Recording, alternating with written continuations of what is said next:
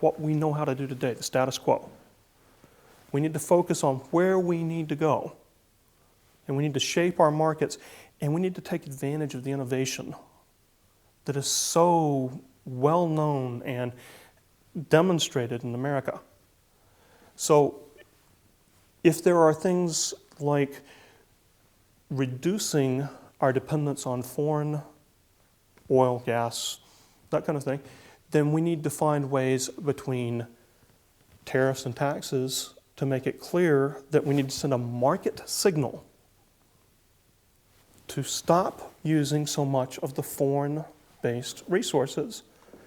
And then innovation will step in through the market economy to come in, and possibly with incentives, such as the kind of incentives we've put in place for higher efficient air conditioners. And take your tax break. Instead of buying the low-end air conditioner, you buy one a step up and you get your $300 tax incentive for buying that higher-end air conditioner. We're doing that today. That's market shaping. It's not penalizing anybody. It's saying it's a bad thing that this country is so dependent on foreign oil. It's not good for this country. So we need to reshape our market to become less dependent on it. And the market will pick up and innovate in those areas.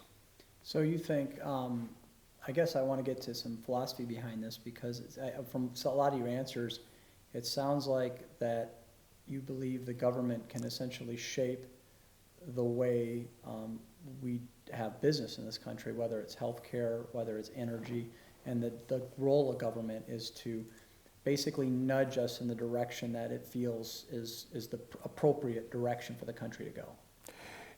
I think we, the people, collectively, which is our government, not some foreign entity called the government, we, the people, need to look ahead, figure out where we want to be. It's what a good business does. Look ahead. Where do I want to be? How do I get from here to there? Well, I've got to take all these short-term signals. Like right now, oil is much cheaper than it was last year. So I can go out and buy my Hummer again this year, right? No, we don't want you to go out and buy the Hummer again. We need you to start looking at something that's going to make you less dependent on oil, so you don't have to park the Hummer in the garage next year when the oil goes back up over $100 a barrel. We don't want to have to put ourselves in a situation where we're just waiting for the next big disaster when Iran shuts off the oil, and so everybody's going where we've been going to buy oil. We don't need to continue that dependence. That hurts us. It costs us not just when the price goes up, it costs us when we have to go out and defend our interests in other countries, often against the interests of the people in those countries. Okay. So it costs us several times with our dependence on foreign energy. Okay. I want to talk a little bit about climate change. Do you give any credence to the August 2009 climate feedback article by Dr. Linzen and Choi from MIT and the emails from scientists at University of East Anglica Climate Research Unit, or do you believe the science is settled? And please explain. The science that we're talking about with climate change is using models to predict what's going to happen in the future.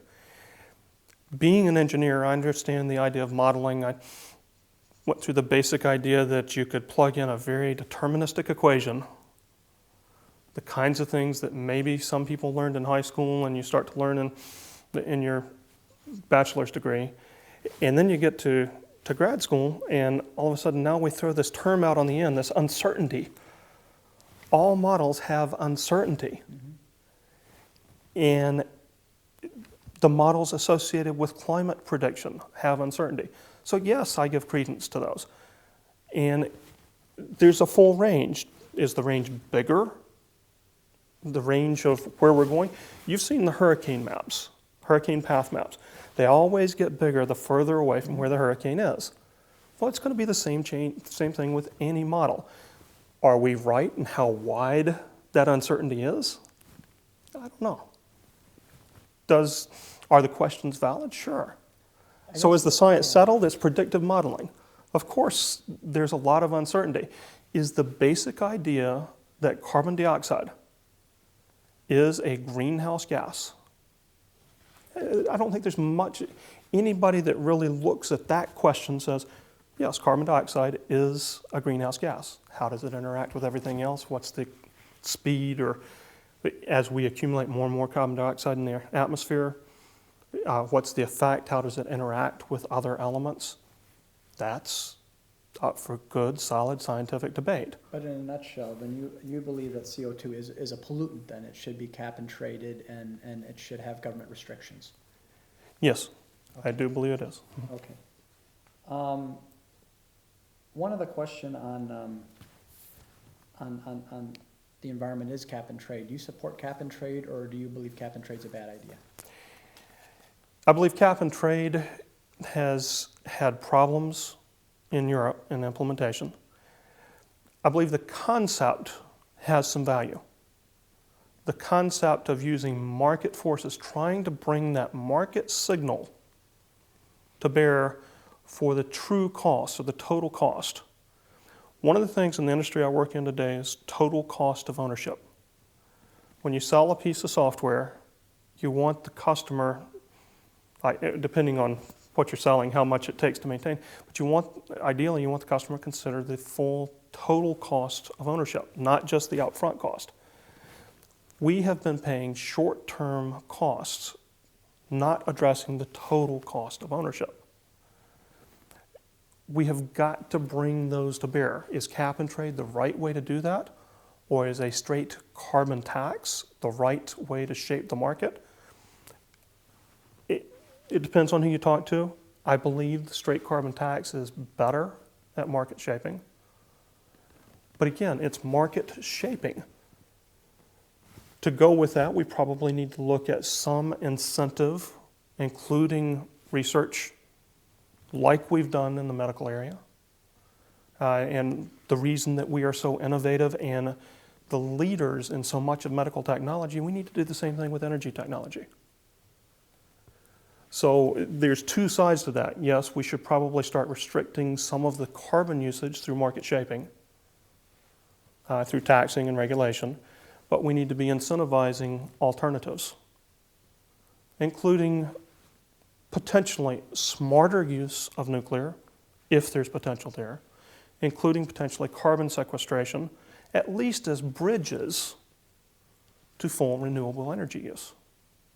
So I guess I want to get, again, back to the philosophy of where you're going.